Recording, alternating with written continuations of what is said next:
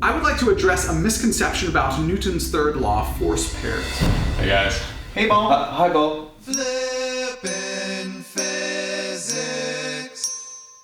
Because this concept is an extension of my video introducing Newton's third law and third law force pairs, I suggest you watch that video first by clicking on the link in the description or the link right here that is embedded in this video.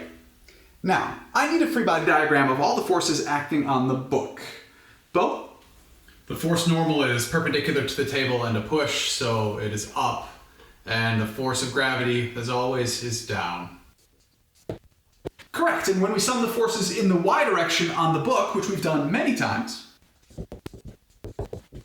we can show that the force normal and the force of gravity are equal in magnitude. And from our free body diagram, you can see that the force normal and the force of gravity are opposite in direction. Therefore, when we include vectors in our equation, the force normal is equal in magnitude and opposite in direction to the force of gravity. However, the force normal and the force of gravity are not a Newton's third law force pair. I need to know why not. Because the two forces act on the same object, the book. Newton's third law force pairs act on different objects. Correct. The force normal and the force of gravity do not form a Newton's third law force pair because they act on the same object.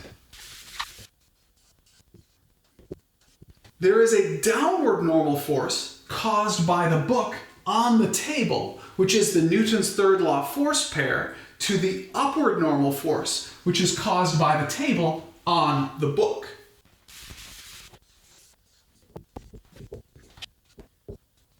There is an upward force of gravity caused by the book on the Earth, which forms the Newton's third law force pair with the downward force of gravity caused by the Earth on the book. Every Newton's third law force pair is forces on two different objects, object 1 and object 2, because for every force caused by object 1 on object 2, there exists an equal but opposite force caused by object 2 on object 1, where both forces are vectors. Thank you very much for learning with me today. I enjoyed learning with you.